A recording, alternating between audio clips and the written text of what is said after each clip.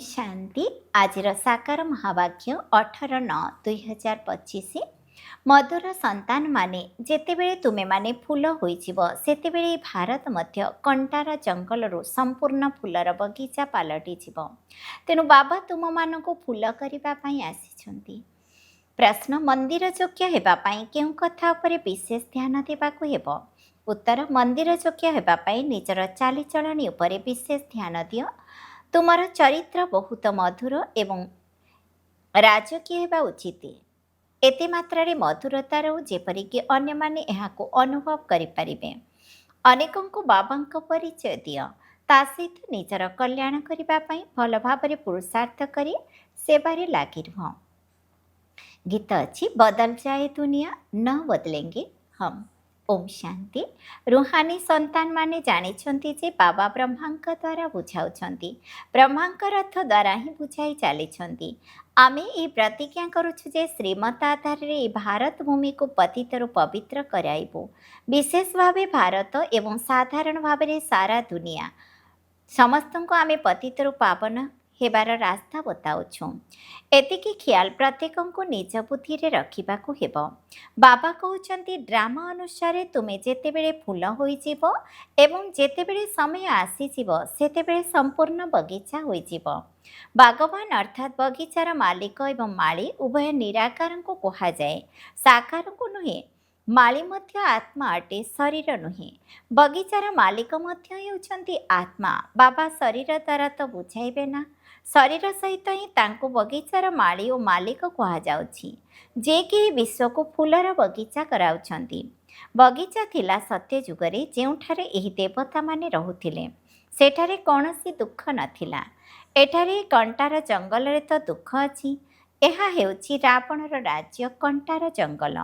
तुरंत केही फूल होई जाती नाही। देवी देवता मानक आगरे जाई गान मध्य करुछंती जे आमे जन्म जन्मांतर पापी अटु, अजामिल अटु। एपरी प्रार्थना करी थांती। एबे आसी आमको पुण्य आत्मा करंतु। बुझुछंती जे एबे आमे पापात्मा होई जाइछु। कौनसी समय रे आमे पुण्य आत्मा थिलु। एबे ही दुनिया रे केवल पुण्य आत्मा मानकर चित्र रहिछि। राजधानीर मुख्य लक्ष्मी नारायणकर चित्र रहिछि एवं तांकु एहीपरि श्रेष्ठ निराकार शिव बाबा ही करिछंती। तांकर चित्र रहिछि, बास आउ कौनसी चित्र नाही। एथिरे मध्य शिवंकर बड़ लिंग तैयारी करि देइछंती। कहउछंती आत्मा तारका सदृश अटे, तेबे निश्चय बाबा मध्य एहीपरि होइथिबे ना। किंतु तांकर पूरा परिचय नाही। एही लक्ष्मी नारायणकर विश्व रे राज्य थिला। एहांक निमते केउठी भी कौनसी ग्लानिर कथा लेखा जाई नाही। बाकी श्रीकृष्ण को केबे द्वापर को केबे केउठा को नहीं जाइछंती। लक्ष्मी नारायण को पाई समस्ते कहिबे स्वर्गर मालिक थिले। यह तुमरा लक्ष्य एवं उद्देश्य अटे।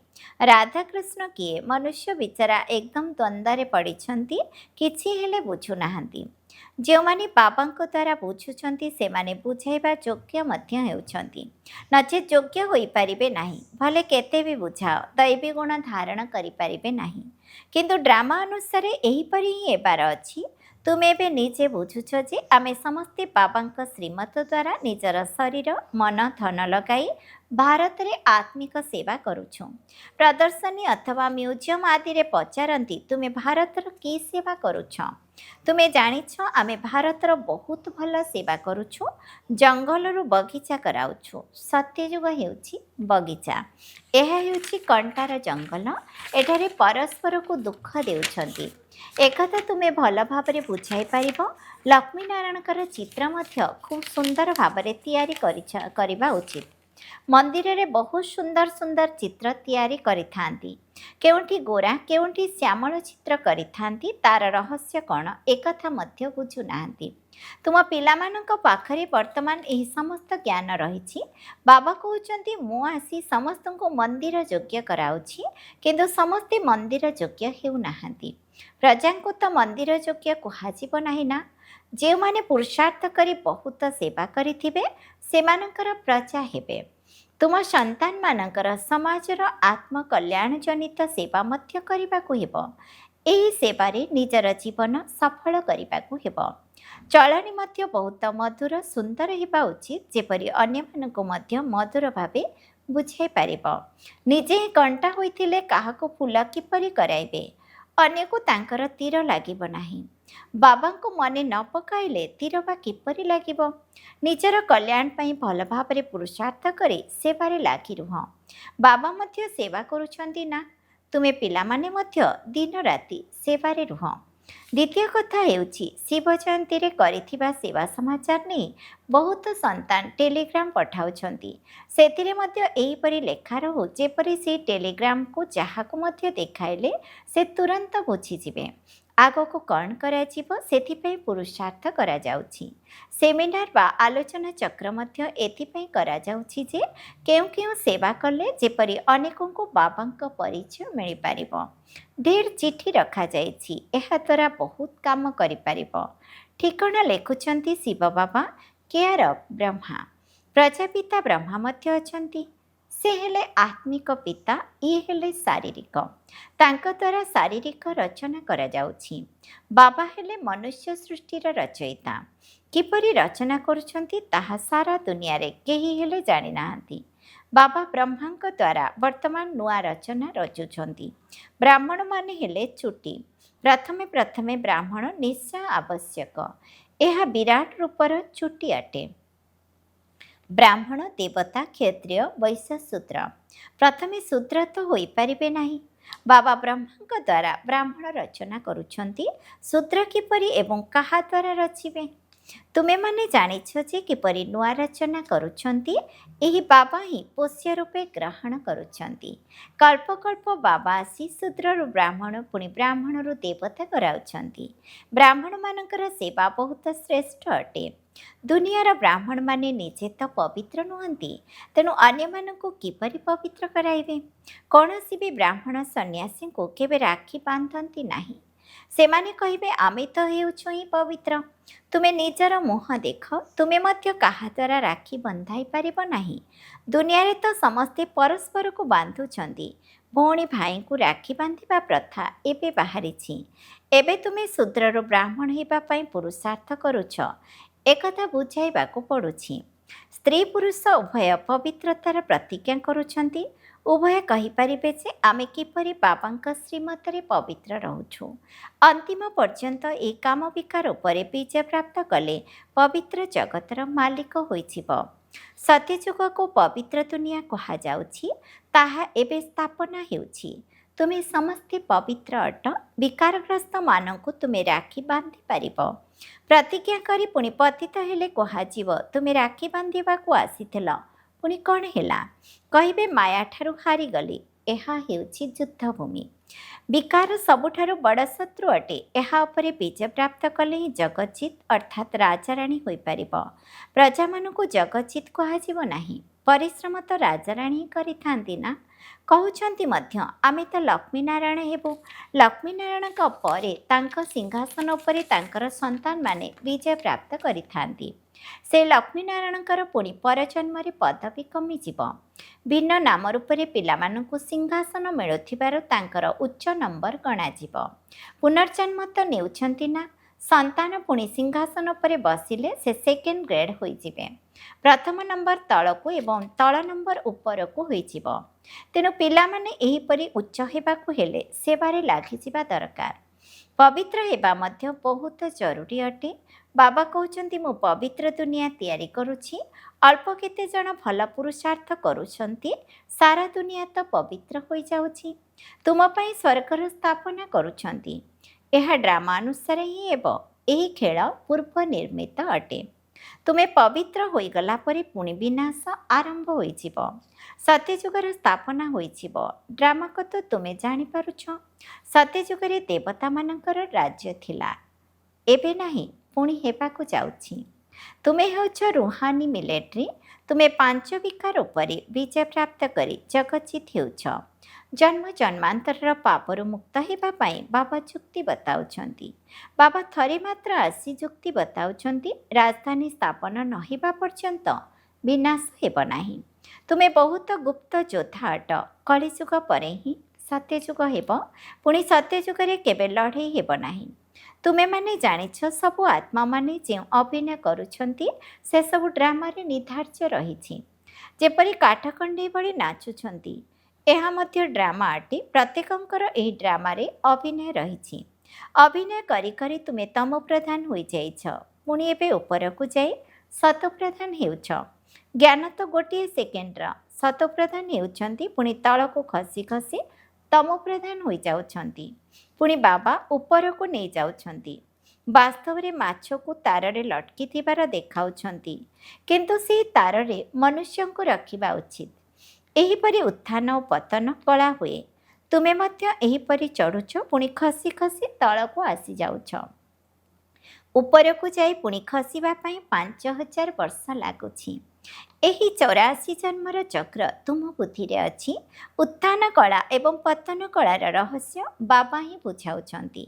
ତୁମମାନଙ୍କ ମଧ୍ୟରେ କ୍ରମାନ୍ୱୟରେ ଜାଣି ପୁଣି ପୁରୁଷାର୍ଥ କରୁଛନ୍ତି ଯେ ବାବାଙ୍କୁ ମନେ ପକାଉଛନ୍ତି, ସେ ଜଲ୍ଦି ଉପରକୁ ଯାଉଛନ୍ତି।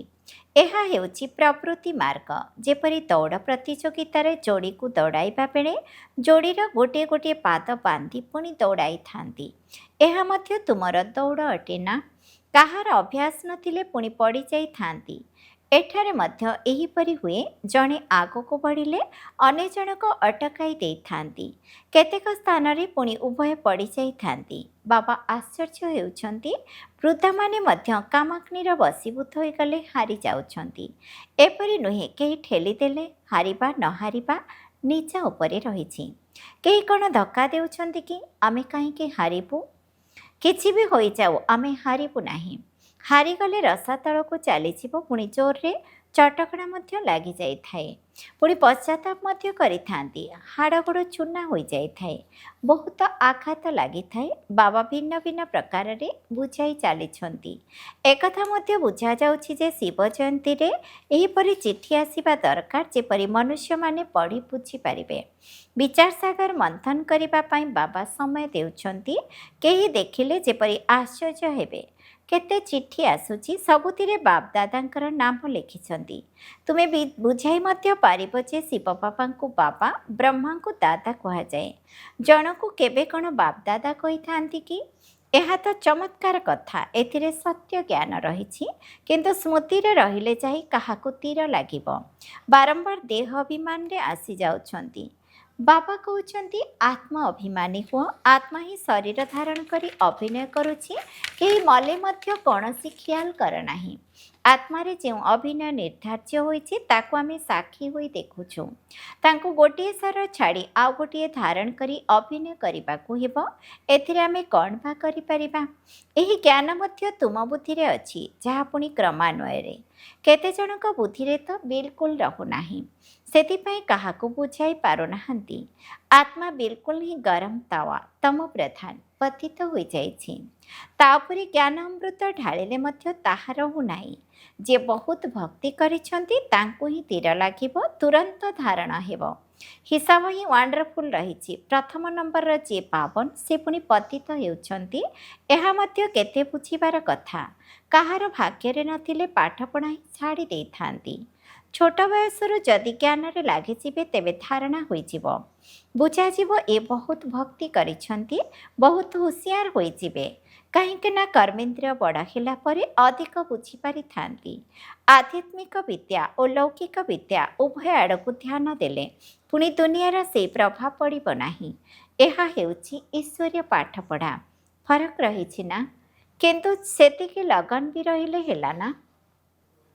ଆଚ୍ଛା, ମିଠା ମିଠା ଶିକିଲଧେ ସନ୍ତାନମାନଙ୍କ ପ୍ରତି ମାତା ପିତା ବାପଦାଦାଙ୍କର ମଧୁର ସ୍ନେହ ସମ୍ପନ୍ନ ଶୁଭେଚ୍ଛା ଏବଂ ସୁପ୍ରଭାତ। ଆତ୍ମିକ ପିତାଙ୍କର ଆତ୍ମିକ ସନ୍ତାନମାନଙ୍କୁ ନମସ୍ତେ। ଆମ ଆତ୍ମିକ ସନ୍ତାନମାନଙ୍କର ମଧ୍ୟ ଆତ୍ମିକ ପିତାଙ୍କୁ ନମସ୍ତେ, ନମସ୍ତେ, ନମସ୍ତେ। ଧାରଣା ପାଇଁ ମୁଖ୍ୟ ସାରାଂଶ 1 ନମ୍ବର, ଆତ୍ମିକ ସେନା ହୋଇ 5 ବିକାର ଉପରେ ବିଜୟ ପ୍ରାପ୍ତ କରିବାକୁ ହେବ। ପବିତ୍ର ନିଶ୍ଚିତ ହେବାକୁ ପଡ଼ିବ। ଶ୍ରୀମତ ଆଧାରରେ ଭାରତକୁ ପବିତ୍ର କରିବାର ସେବା କରିବାକୁ ହେବ। 2 ନମ୍ବର, ଏହି ବେହଦ ନାଟକରେ ପ୍ରତ୍ୟେକ ଅଭିନୟକୁ ଆତ୍ମ ଅଭିମାନୀ ହୋଇ କରିବାକୁ ହେବ। କେବେ ହେଲେ ଦେହ ଅଭିମାନରେ ଆସିବାର ନାହିଁ। ସାକ୍ଷୀ ହୋଇ ପ୍ରତ୍ୟେକ ଅଭିନେତାଙ୍କର ପାର୍ଟ ଦେଖିବାକୁ ହେବ। ବରଦାନ, ସାରା ଯୋଗରୂପୀ ମୌଜର ସ୍ଥିତିରେ ରହୁଥିବା ଯୁଗଳ ସ୍ୱରୂପର ଅନୁଭବୀ ହୁଅ। ବାପଦାଦା ପିଲାମାନଙ୍କୁ ସବୁବେଳେ କହୁଛନ୍ତି, ପିଲାମାନେ ବାବାଙ୍କ ହାତରେ ହାତ ଦେଇ ଚାଲ, ଏକୁଟିଆ ଚାଲ ନାହିଁ। ଏକୁଟିଆ ଚାଲିବା ଦ୍ୱାରା କେତେବେଳେ ବୋର୍ ହୋଇଯିବ ତ କେତେବେଳେ କାହାର ନଜର ପଡ଼ିଯିବ। ମୁଁ ବାବାଙ୍କ ସହିତ ଯୁଗଳ ଅଟେ, ସର୍ବଦା ଏହି ସ୍ୱରୂପର ଅନୁଭବ କରୁଥାଅ। ତାହା ହେଲେ କେବେ ବି ମାୟାର ନଜର ପଡ଼ିବ ନାହିଁ ଏବଂ ସଙ୍ଗରେ ରହିବାର ଅନୁଭବ କରିବା ଦ୍ୱାରା ସର୍ବଦା ଖୁସିରେ ମୌଜରେ ଖାଇ ପିଇ ମୌଜ କରି ଚାଲିଥିବ। ଧୋକା ବା ଦୁଃଖ ଦେଉଥିବା ସମ୍ବନ୍ଧରେ ବାନ୍ଧି ହେବାରୁ ମଧ୍ୟ ରକ୍ଷା ପାଇଯିବ। ସ୍ଲୋଗାନ: ଯଦି ଯୋଗରୂପୀ କବଚ ସର୍ବଦା ପିନ୍ଧିଥିବ, ତେବେ ମାୟାରୂପୀ ଶତ୍ରୁର ଆଘାତ ଲାଗିବ ନାହିଁ। ଅବ୍ୟକ୍ତ ଇଶାରା: ଏବେ ଲଗନ୍ନ ଅଗ୍ନିକୁ ପ୍ରଜ୍ୱଳିତ କରି ଯୋଗକୁ ଜ୍ୱାଳାରୂପ କର।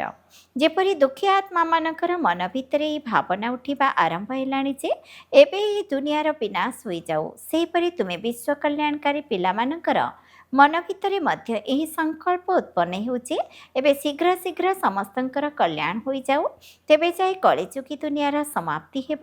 କାରଣ ବିନାଶକାରୀମାନଙ୍କୁ କଲ୍ୟାଣକାରୀ ଆତ୍ମାମାନଙ୍କର ସଂକଳ୍ପର ଇଙ୍ଗିତ ମିଳିବା ଦରକାର। ସେଥିପାଇଁ ନିଜର ସଦା ପ୍ରସ୍ତୁତ ହୋଇ ରହିଥିବା ଶକ୍ତିଶାଳୀ ସଂକଳ୍ପ ଦ୍ୱାରା ଏବଂ ଜ୍ୱାଳା ସ୍ୱରୂପର ଯୋଗ ଦ୍ୱାରା ବିନାଶ ଜ୍ୱାଳାକୁ ଅଧିକ ପ୍ରଖର କର। ଓମ୍ ଶାନ୍ତି।